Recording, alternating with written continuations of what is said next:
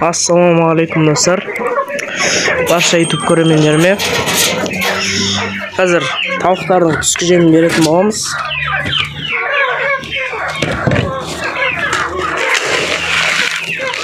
Тауықтардың қарындары ашық болған.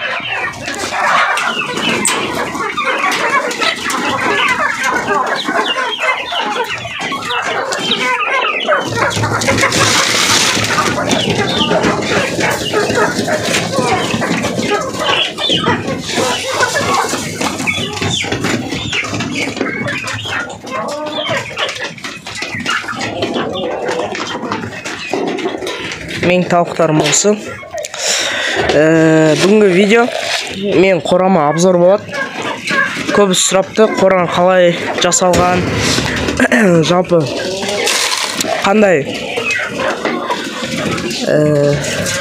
айырмашылығы бар басқа қоралардан деген комментариялар келіпті.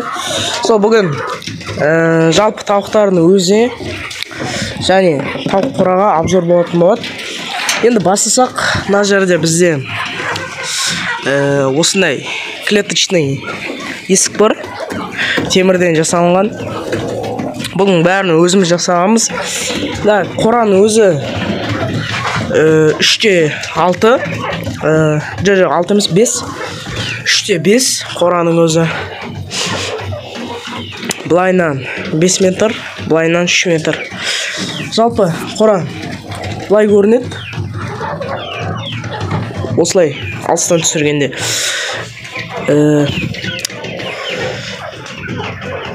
Мына жерде общий балшықпен сыланған.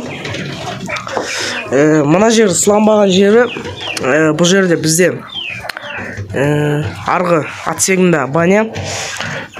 Сол себептен былай өзі мына оң жақ нық, мына жақта бізде түк болмағандықтан осы жақты сыладық, және мына жақ нық болмағандықтан осы жақты сыладық. Бұрын бұл сыланбай тұрған. Қора жалпы далада күн ыстық болғанда қора суық болып тұрады, салқын болып тұрады. Далада күн суық болғанда қора жылы болып тұрады. Мына жақта балапандар, тауықтар, жалпы тауықтар қонақтайтын жерлері. Мына жерде бізде розетка бар. Бұл розеткамен бізде ана қораға, бұл розетка бізде ана қораға апарады. Ол қораны қазір түсіріп кететін болам. Мына өзінің, осы қораның өзінде мына жерден былайынан тоқ тартылған. Үсті ағаш, мынандай экономный тоқ тартылған. Бұның светі мына жерде орналасқан. Бұны өшіріп те қосып та қойға болады. Бұл қорада менде китайский шелковый легорн, далматинец, домашний балапандар осы қорада ұйықтайды жалпы. Мына жерде менде адлер пародасы. Бұларда жайлы менде көптеген видеолар бар арнамда. Адлер пародасы ұнаса қарап кетсеңіздер болады. Бұлар адлерлар осындай кішкентай домикте ұйықтайды. Енді келесі қораға кірсек, бұл қора осылай жасалған.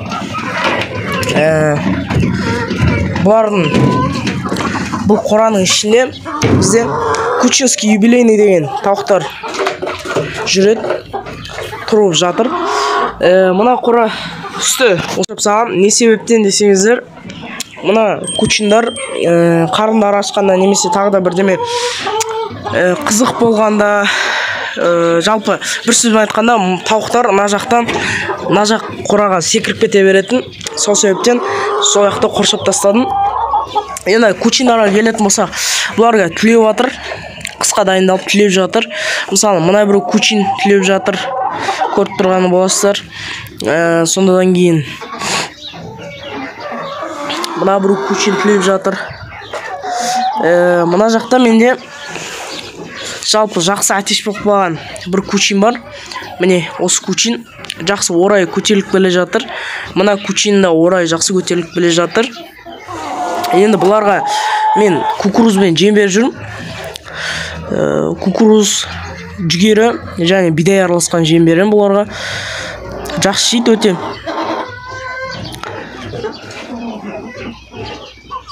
Енді келесі қораға барсақ, келесі қорада менде брамалар қонақтайды, тұрады. Жалпы келесі қора бізде брамалардың қорасы. Бұл жақта мынандай есік жасалған, мынандай окошкасы да бар. Бұл ашылады, жабылады. Тауықтар жалпы көруге болады. Не істеп жатқан, қалдары қалай екен. Енді бұл жерге тоқталып кетсек, бұл жерде біз ДВП ағаш салғанбыз, және мына жақта бәрі шуруппен қатайтылған. Қатты қызық дым жоқ. Бұл есікте жалпы бұның ішіндегі іші қызық. Жалпы бұл брамалар. Тек қана брама емес, ішінде арасында кахинхин да бар. Көріп тұрғандарыңыздай черный, белый, мына атеш, және де әне бір тауық брама. Енді көріп тұрғандарыңыздай атеш түлеп жатыр. Аяғынан жаңадан жүн шығып. Енді жалпы осы атеш енді осы болашақта осы тауықтарға қарайтын болады. Мына бір палевый, мына тауық, және де мына тауықтар. Бұларды мен қазір семіртіп жатырмын. Жалпы қалай семіртем, оның бәрін видеоға түсіретін болам. Отдельно брамаға мен бөлек тамақ беріп жүрмін, басқаларынан қарағанда. Себебі бұлар өте массовый тауық. Біздің қалада неде көп сатылатын тауықтар, көп сатылады. Бұлардың жұмыртқалары бізде көп сатылады. Жалпы бағаланатын тауық, бір сөзбен айтқанда. Енді бұлар жазда, алла қаласа қыстан шығарып алсам, жазда кіріп болады. Бұлардың жұмыртқасын заказға жинайтын болам. Енді жалпы осы брамаларым көбісін қазір семіртейін деп жатырмын. Семіртіп жатырмын, уже бастап кеттім. Мына жаққа бір куческий кіріп алған. Бұл куческий әзірге брамалармен жүр. Себебі бұл өте қорқақ келген куческий юбилейныйдың атеші болғандықтан. Бұл вообще, бұл атеш негізі айтқанда басқа қорадан келген. Оларды мен кучиндарға қосқам. Бұлар ол атешті қабылдамағаннан кейін әзірге осында жүре тұрсын дедім. Енді мынаның қорасына тоқталып кететін болсақ, осылай есік салынған. Мына жаққа есік жасаймын, бұйыртса. Оған енді қолым тимей жатыр, менде сабақ, тренировка. Енді жалпы оны сіздерге айтып қажет жоқ деймін. Жай бір сөзбен айтқанда қазірге қолым тимей жатыр. Осындай демалыс күндері, мейрам күндері видео түсіріп жүретін болам. Енді демалыс күндері көп түсіретін болам. Сол себептен каналмен бірге болыңыздар. Каналдан алыстамаңыздар, бір сөз айтқанда. Енді ішіне кіретін болсақ. Ішінде бізде бәрі нық, бәрі жақсы. Бір минусы тек қана свет тартылмаған. Алла қаласа свет тартып алайын деп жүрім. Енді мына бір баняның несінен, немесе өзіміздің қораның резеткасынан свет тартып, даяқты жалпы жылтатын болам. Себебі қазір қыс келе жатыр, күз бітіп келе жатыр десек те болады. Сол себептен осы болашақта бір айдың ішінде свет орнататын боламыз. Оны да видеоға түсіретін болам. Енді жалпы алдыңғы жоспарлар мына жерді тазартып, қазір тазартатын болам. Осы жерде тазартып, мына жаққа опилка сеуіп тастасам ба деген ой бар. Және мына жақтың есігін бітіп тастасам ба деген ой болып тұр. Енді брамалардікі жалпы осы. Енді бұлардың жемдерін брамаларға қандай жем берем, не үшін берем, қалай берем, семірту үшін не істеу керек, өсіру үшін не істеу керек, оның бәрі басқа бейнеде видеода шығатын болады. Оны да күтіп жүріңіздер.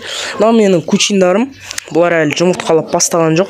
Сол сіздерден сұрайын дегенім, комментарияға жазып кетіңіздерші, қашан бұлар жұмыртқалап бастайды.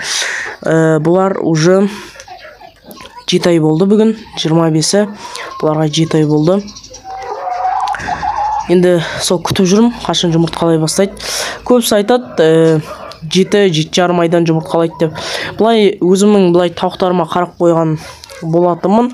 1, 2, 3 тауықтай бар. Кішкене уже жұмыртқалайын деп жүрген сияқты болып көрінеді. Сол жалпы енді.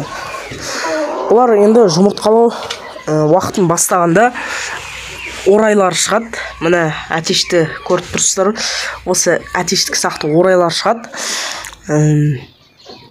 Жалпы орайлар үлкейіп, жұмыртқаға кіргенде сондай болады. Енді күтіп жүрмін. Соңына дейін күтем. Қашан жұмыртқа туатынына. Әзірге нақты уақытысын білмеймін. Менің осының алдында асыраған жай тауықтарым 7,5-8 айдан жұмыртқаға толық кірген. Енді осыларды күтіп жүрмін. Қашан туады екен деп. Жалпы бұлай денелері арық емес, жаман емес, жалпы жақсы денелері. Бұлай өсіп қалған. Енді кучиндарым осы. Енді бұларға жемту үшін қазір енді бірінші очередь өзім ойлаймын енді бұлай дұрыстап бұлар жұмыртқаға ақырындап кіру үшін жалпы мына жақты бітіріп, свет орнатып, қораны жалпы жылыту керек деп ойлаймын. Себебі бұлар тауық болғандықтан бұлар көп уақытта жазда туады жұмыртқа. Сол себептен өзімнің ойым енді нәтижем бұларды жылы қораға ұстау керек. Сол кезде жұмыртқа туады деген ойдамын. Енді достар, ойым болып тұр менің. Кучин тауықтарым біреу өзімнің дәу орама ұстасам ба деген ой болып тұр. Өздеріңіздің пікірлеріңізді жазып кетіңіздер.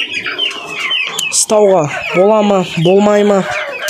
Ойлар, пікірлеріңізді жазып кетіңіздер. Мына қораға ұстайын ба деген ой болған. Осы қораға светі бұл қораның бар, жалпы жылы бұл қора.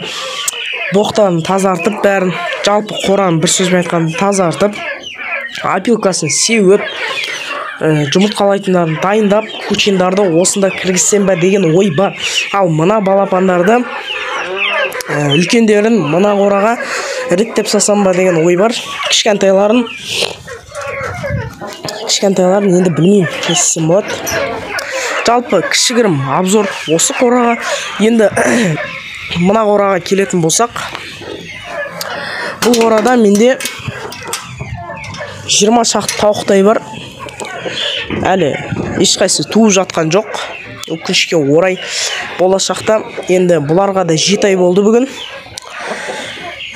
Мен де өте қатты күтіп жүрмін, қашан туады екен деп. Бұлай негізі бұларда жақсы есейіп қалған тауықтар, балапандар бәрі жақсы есейген, аяқтары ұзын, қақалықтар шығып келе жатыр, аяқтар сары, денелері ірі. Жалпы негізі бір сөзбен айтқан жақсы есейген, бірақ енді жұмыртқа қашан туатынын білмей жатырмын.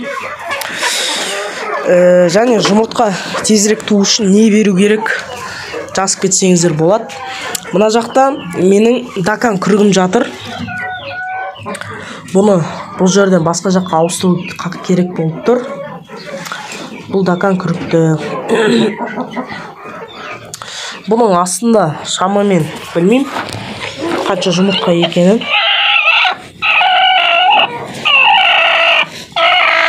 Көріп тұрсыздар қалай күркілдеп тұрғанын.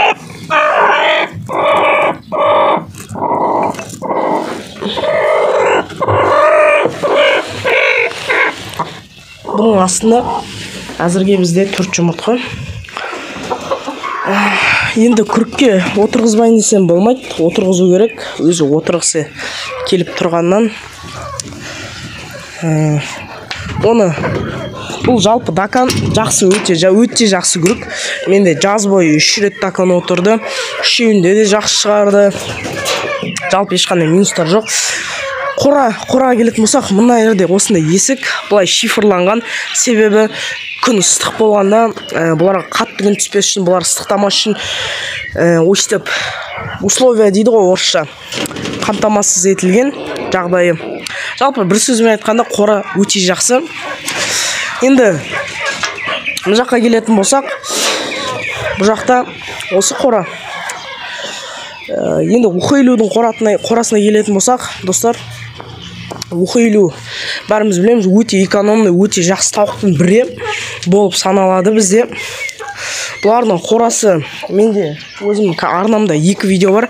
Жалпы былай 2 метр, былай 3 метр, ұзындығы 1.65, 2 шифр, мына жағы сетка, есік, асты бәрі нық, іші бәрі нық. Жалпы тауықтарға жақсы тұрып жатыр. Енді осы достар, тауық сіздерге қызықты болса, арнаға жазылып, арнаны қолдап, осындай қазағымыз әрдайым бай болсын, жақсы болсын, аман болсын, сау саламатта жүздескенше. Сау саламатта, сау болыңыздар.